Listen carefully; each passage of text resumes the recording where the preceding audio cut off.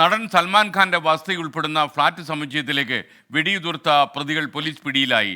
Lawrence Bishnoi ഗ്യാങ്ങുമായി ബന്ധമുള്ള രണ്ടുപേരാണ് ഇപ്പോൾ പോലീസ് കസ്റ്റഡിയിലുള്ളത്.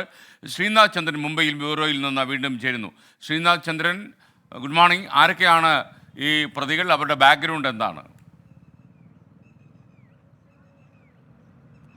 SKN ഈ കഴിഞ്ഞ വിഷുദിനം പുലർച്ചെ 5 മണിയോടെ, ഞായറാഴ്ച പുലർച്ചെ 5 മണിയോടെയാണ് ബാന്ദ്രയിലുള്ള ഗാലക്സി അപ്പാർട്ട്മെൻറ്റ്സിന് നേരെ 2 പേർ ബൈക്കിലെത്തി വെടിയുതിർത്തത്. ഈ സംഭവം നടന്ന് 24 മണിക്കൂറിനുള്ളിൽ തന്നെ ഈ 2 പേരെയും പോലീസ് പിടികൂടി എന്നതാണ് വസ്തുത. ഗുജറാത്തിൽ വെച്ചാണ്, ഭുജിൽ വെച്ചാണ് ഈ 2 പേരെയും പിടികൂടിയത്. ഒരാളുടെ പേര് വിക്കി എന്നതാണ്, മറ്റൊരാളുടെ പേര് സാഗർ പാൽ എന്നതുമാണ്. ഈ 2 പേരും ബീഹാർ സ്വദേശികളാണ് എന്നതാണ് പോലീസ് പറയുന്നത്. ഇരുവരെയും അയച്ചത് ലോറൻസ് ബിഷ്ണോയ് ഗ്യാങ് ആണ്. അതായത് കുപ്രസിദ്ധ ഗുണ്ടാ തലവനാണ്. നിലവിൽ തിഹാർ ജയിലിലാണ്. പക്ഷേ ജയിലിനുള്ളിലാണെങ്കിൽ പോലും പുറത്ത് ഷൂട്ടർമാരെ അയക്കാനൊക്കെ കെൽപ്പുള്ളയാളാണ് എന്ന് പലവട്ടം അയാൾ തെളിയിച്ചിട്ടുണ്ട്.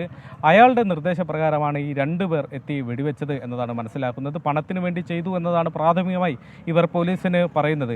ഏതായാലും സൽമാൻ ഖാനെ അപായപ്പെടുത്താനായിരുന്നില്ല, അതിനപ്പുറത്തേക്ക് ഒരു ഭയം അദ്ദേഹത്തിൽ ഉണ്ടാക്കുക എന്നതായിരുന്നു ഈ സംഘത്തിൻ്റെ ലക്ഷ്യം. ലോറൻസ് ബിഷ്ണോയ് ഗ്യാങ്ങിന് നേരത്തെ തന്നെ സൽമാൻ ഖാനോട് വലിയ പകയുണ്ട്. നിരന്തരം ഭീഷണി സന്ദേശങ്ങൾ മറ്റും അയച്ചിട്ടുമുണ്ട്. കൃഷ്ണമൃഗത്തെ വേട്ടയാടിയതുമായി ബന്ധപ്പെട്ടായിരുന്നു ഈ പക. പക്ഷേ അതിനപ്പുറത്തേക്ക് സൂപ്പർ താരങ്ങളെ, ബോളിവുഡ് താരങ്ങളെയൊക്കെ ലക്ഷ്യമിട്ട് ഒരു എക്സ്റ്റോഷൻ, ഭീഷണിപ്പെടുത്തി പണം തട്ടുന്ന തരത്തിലേക്ക് ഗുണ്ടാ ഗ്യാങ് വളരുകയാണ് എന്നതാണ് പോലീസ് പറയുന്ന ഭാഷ്യം.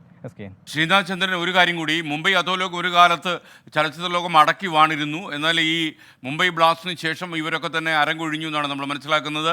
മുംബൈ അധോലോക സംഘങ്ങളുടെ സ്വാധീനം സിനിമയിൽ ഇല്ല എന്നായിരുന്നു ഇതുവരെയുള്ള വർത്തമാനം. അതിനൊരു മാറ്റം വരുന്നതിൻ്റെ സൂചനയായിരുന്നു ഈ വെടിവയ്പ്. തീർച്ചയായും ആ തരത്തിൽ കൂടി അതിനെ വായിച്ചെടുക്കേണ്ടതുണ്ട്. ഒരു കാലത്ത് ഡി കമ്പനി അടക്കം, ഛോട്ടാ രാജൻ ഗ്യാങ് അടക്കം പല ഗ്യാങ്ങുകൾ അവർ പലപ്പോഴും സിനിമാ താരങ്ങളെ ലക്ഷ്യമിട്ടിരുന്നു. കാരണം വലിയ വരുമാനം cinema താരങ്ങൾക്കുണ്ട്.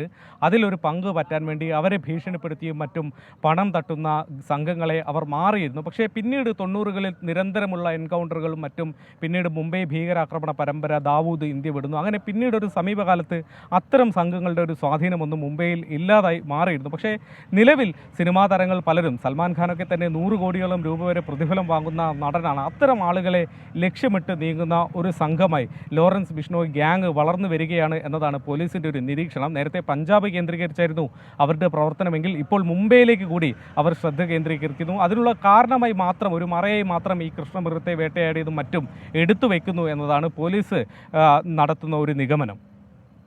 Okay, thank you. Srinath ചന്ദ്രനാണ് മുംബൈ ബ്യൂറോയിൽ നിന്ന് നമുക്കൊപ്പം ചേർന്നത്. എന്തായാലും അസുഖകരമായൊരു വാർത്തയാണ് ശ്രീനാഥ് ചന്ദ്രൻ റിപ്പോർട്ട് ചെയ്യുന്നത്. കുറേ കാലത്തിന് നിശബ്ദതയ്ക്ക് ശേഷം ചില ഗുണ്ടാ സംഘങ്ങൾ തലപൊക്കുന്നു മുംബൈയിൽ എന്നുള്ള വാർത്തയാണ്.